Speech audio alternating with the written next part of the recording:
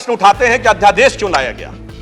अध्यादेश के लाने का तात्कालिक कारण मैंने बता दिया, और वैसे मैं अपने विपक्ष के लोगों के सुलभ संज्ञान के लिए बता देना चाहता हूं कि इन लोगों ने कितनी बार अध्यादेश लाए हैं। नेहरू जी की सरकार में 70 बार, इंदिरा जी के जमाने में 77 बार, राजीव जी के समय में 35 बार, नरसिम्हा राव जी के समय में 77 बार, मनमोहन सिंह जी के समय में 61 बार, और जो यूनाइटेड फ्रंट गवर्नमेंट बनी थी भाजपा विरोध में, उसमें 1.5 साल में 77 बार। तो मुझे लगता है अध्यादेश का विषय उठाने से पहले इस अंकगणित को भी देख लेना चाहिए। अब मैं एक और बात कहना चाहता हूं, जो संविधान की दुहाई देते हैं उनके लिए। ये तो वो लोग हैं सभापति महोदय जिनकी संविधान में क्या आस्था है। इन्होंने संसद के द्वारा पारित सीए कानून के खिलाफ विधानसभा में प्रस्ताव पारित कर दिया। यह संविधान का सम्मान है।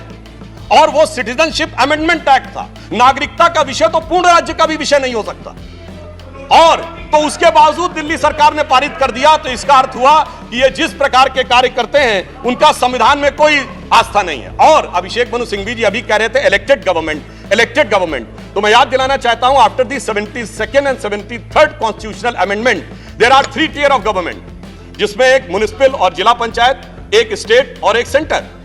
तो मान्यवर, ये तो राजीव गांधी जी लाए थे। तो आपके मन में ना ऊपर वाली इलेक्टेड गवर्नमेंट के लिए सम्मान है, ना नीचे वाली, क्योंकि चंद महीने पहले तक तो ये एमसीडी से भी लड़ते थे और दिल्ली से भी लड़ते थे। तो जब आप कॉन्स्टिट्यूशनल वैलिडिटी की बात करें तो मेरे विचार से तीनों गवर्नमेंट की बात होनी चाहिए, और केंद्र सरकार के संबंध में केंद्र से अधिक संवैधानिक शक्ति इलेक्टेड गवर्नमेंट में इस विषय के ऊपर किसी और की नहीं हो सकती। और मैं एक और बात वेदना के साथ कहना चाहूंगा, ये तो वो लोग हैं जिन्होंने गणतंत्र दिवस की परेड पर भी संवैधानिकता की बात करते हैं। जिस दिन संविधान लागू हुआ उसकी पूर्व संध्या पे प्रदर्शन किया था। महोदय, मैं बताना चाहता हूं कि जिस समय इमरजेंसी लगी थी तब भी हमने कभी 15 अगस्त और 26 जनवरी के दिन राजनीति करने का प्रयास नहीं किया। तो वो लोग जब संवैधानिकता की दुहाई देते हैं तो बहुत आश्चर्य लगता है। और जब बार बार यह स्पष्ट किया जा चुका है कि फुल स्टेट नहीं है महोदय, मगर ये फुल स्टेट से भी संतुष्ट होने वाले नहीं, इन्हें तो सुपर स्टेट चाहिए। और फुल स्टेट से सुपर स्टेट की दौड़ में मुझे डर इस बात का है कि मेंटल स्टेट में भी ना पहुंच जाए कहीं, तो कोई आश्चर्य की बात नहीं हो सकती है।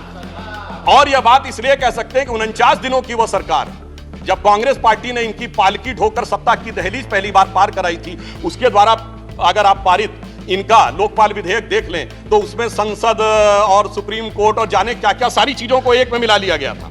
और मैं एक बात और कहना चाहता हूं, ये तो वो पार्टी देश का संविधान छोड़िए, अपनी पार्टी के संविधान में आस्था नहीं रखती। जब आम आदमी पार्टी बनी थी तो उसके संविधान में व्यवस्था थी कि उनका अध्यक्ष या संयोजक 3 वर्ष के लिए होगा और अधिकतम 2 बार होगा। मगर जो मीडिया में प्राप्त समाचारों के अनुसार 3 साल पहले उन्होंने वो संविधान में चेंज कर दिया। यानी अब जीवन पर्यंत या अपनी इच्छा के प्रसाद पर्यंत केजरीवाल जी इस विषय के ऊपर रह सकते हैं। तो मैंने इसलिए कहा ना, अपने संविधान के बारे में बात करिए। और मैं ये भी कहना चाहता हूं कि इन्होंने अपनी कार्यकारिणी में ऐसे भी प्रस्ताव पारित किए हैं संविधान के संदर्भ में कि साहब इनके यहां परिवार के भी कितने लोग काम कर सकते हैं, जो मेरे विचार से बड़ी बड़ी परिवार वाली पार्टियों ने भी कभी अपने पार्टी के प्रस्तावों में इन प्रस्तावों को नहीं पारित किया होगा। और मैं ये भी कहना चाहता हूं कि बहुत आश्चर्य लगता था कि जब ये इंडिया अगेंस्ट करप्शन के स्वरूप से आगे बढ़े थे, तब एक ही पंक्ति में बता देना चाहता हूं, क्योंकि जब आप इसकी बात करते तो क्या क्या नहीं था, कहां से बात शुरू हुई थी। हम राजनीति में नहीं आएंगे, फिर कसम खाते कांग्रेस का साथ नहीं लेंगे, फिर उसके बाद बंगला नहीं लेंगे, फिर शपथ खाते गाड़ी नहीं लेंगे, फिर शपथ खाते सुरक्षा नहीं लेंगे, और आज स्थिति यह है। मैं सिर्फ यह कहना चाहता हूं कि जितनी बातें ये कहते थे वो सारी चीजें आवश्यक है, मगर यह दर्शाता है, क्योंकि मैं किसी की सुरक्षा के प्रति खिलवाड़ करने की बात नहीं करता। पंजाब जैसा राज्य संवेदनशील है, वहां के मुख्यमंत्री के पास सुरक्षा होनी चाहिए। परंतु मैं सिर्फ यह कहना चाहता हूं कि यह इस बात में जो कहना चाहते हैं कि इन्होंने कितना बदलाव किया है मान्यवर, इसलिए कभी कभी इनके 10 वर्ष के अंदर चरित्र में इतना बदलाव, ये कहते सबसे जल्दी सत्ता में आए। महोदय, मैं कहना चाहता हूं भारतीय जनता पार्टी और जनसंघ, हम 1951 बने, हमने 72 साल में कभी कांग्रेस से समझौता नहीं किया, इन्होंने 72 दिन में समझौता किया, तब ये सत्ता में आए। और इसलिए आज दिल्ली की जनता अपने को ठगा हुआ महसूस करती है। और शायद दिल्ली के लोग ये कह रहे होंगे कि मैं समझता था वो कितने मासूम थे, क्या से क्या हो गए देखते देखते, जिनको पत्थर से हमने बनाया सनम वो खुदा हो गए देखते देखते। और मैं एक और बात भी कहना चाहता हूं संक्षेप में, मेरे विचार से इनको अध्यादेश पढ़ना चाहिए, संविधान पढ़ना चाहिए और दिल्ली का अधिनियम पढ़ना चाहिए, क्योंकि अपने वो कहते हैं सबसे पढ़े लिखे मुख्यमंत्री। तो मैं ये भी बताना चाहता हूं कि ये सबसे पढ़े लिखे मुख्यमंत्री जो अपने को सबसे हाई क्वालिफिकेशन का नाज रखते हैं, 2-3 उदाहरण उनके ही बता देना चाहता हूं। जिस समय कोविड की वेव चरम के ऊपर थी, तब इन्होंने क्या कहा? इन्होंने कहा कोविड वैक्सीन का फार्मूला सारी कंपनियों को क्यों नहीं दे दिया जाता? मान्यवर, कोविड वैक्सीन तो छोड़िए, पैरासीटामोल जैसी जो दवा भी अमेरिका ने उस समय हमसे मंगाई थी। अब कोई पढ़ा लिखा व्यक्ति ये कह सकता है कि वो चूरन की तरह फार्मूला सबको दे दिया जाए? तो कभी कहते हैं कि यूट्यूब के ऊपर फिल्म क्यों नहीं लाद दी जाती है? अरे भाई, वो सरकार का अधिकार का क्षेत्र नहीं है। और फिर इतना ही नहीं, सिंगापुर में इनको बुलाया, इनविटेशन आता मेयर्स कॉन्फ्रेंस का, तो मुख्यमंत्री होते हुए जाना चाहते हैं। तो मेरे विचार से कम इनको थोड़ा पढ़ना लिखना चाहिए।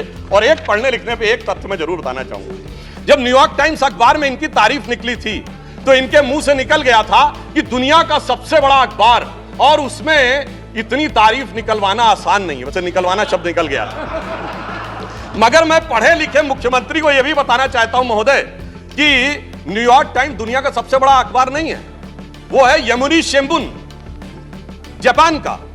अमेरिका का भी सबसे बड़ा अखबार वो नहीं है, वो यूएसए टुडे। और इतना ये समझिए, इतना ही नहीं, भारत का times of India, Dainik Bhaskar, और वो भी उनसे अधिक हैं। तो मैं सिर्फ ये बताता हूं, अरे भाई, जिस अखबार का नाम लेते हैं, कम से कम उनको तो पढ़ लेना चाहिए था।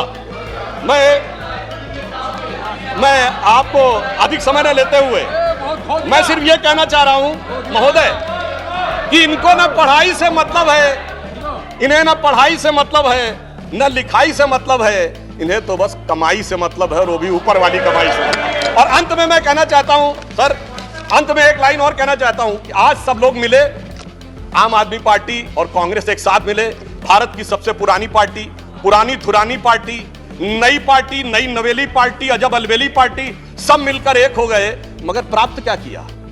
दोनों ने सिद्धांतों से समझौता किया, और कांग्रेस ने भी इतना सयाना दांव चला कि इन्होंने अगर उनका हाथ पकड़ के दिल्ली अध्यादेश पर समर्थन लिया हो तो अविश्वास प्रस्ताव ले आए, लीड उनको मिल गई।